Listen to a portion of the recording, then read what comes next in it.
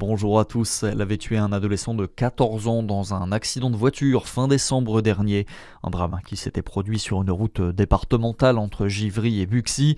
Et le dossier s'alourdit pour cette conductrice. Ses analyses de sang confirment qu'elle était positive au cannabis au moment des faits. L'annonce du parquet de Chalon-sur-Saône hier. La conductrice risque désormais d'être poursuivie pour homicide routier. Elle encourt 7 ans de prison et jusqu'à 100 000 € d'amende. À Dole, un gros chantier de rénovation en cours sur ce bâtiment iconique de la ville. Le manège de Brac a subi en ce moment des travaux d'isolation thermique, un investissement loin d'être superflu.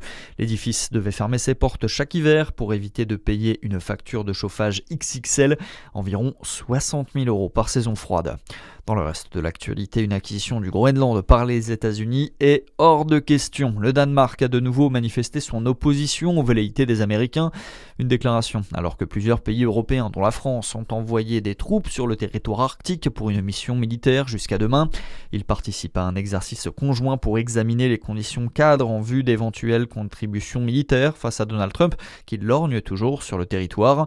Si l'Europe veut faire front face au président américain, elle ne doit plus compter sur l'OTAN. D'après le général Vincent Desportes, il est spécialiste en géopolitique. L'OTAN est déjà mort, on doit bien le comprendre. L'OTAN repose sur une seule chose, c'est l'absolue certitude que les Américains interviendraient en Europe si l'Europe était menacée. Nous savons désormais, Trump l'a dit, Vance l'a dit, que ceci ne serait pas le cas. Il faut envoyer des soldats.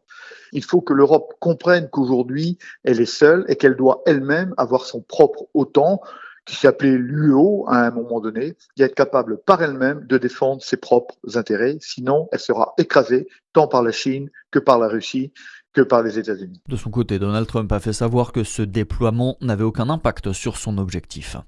2025 est la 4e année la plus chaude jamais enregistrée en France. Le bilan présenté hier par Météo France. La température a ainsi été au-dessus de la normale de saison 1 jour sur 2. Le thermomètre a notamment affiché en moyenne l'an dernier 14 degrés. Allez, on passe au sport avec la victoire des Français hier sur le relais masculin de Ruhpolding, c'est du biathlon. Nouvelle médaille pour les tricolores qui se sont imposés devant la Norvège et l'Allemagne. À suivre en début d'après-midi le sprint féminin. Lou Jean Monod est toujours leader au général. En handball féminin, une joueuse d'expérience va bientôt rejoindre l'effectif dijonnais. Le club vient d'annoncer le recrutement de Déborah Lassource pour la saison prochaine. L'international tricolore de 26 ans joue en ce moment avec le Borussia Dortmund, le club allemand engagé en Ligue des Champions. Elle posera ses valises en Côte d'Or cet été. Et puis avant-dernière étape sur le rallye Dakar, aujourd'hui à suivre tout particulièrement Benjamin Melo, le pilote moto jurassien engagé dans la catégorie originale. Il est 2e ce matin. La victoire est à portée de roue. À suivre, votre météo sur Fréquence Plus.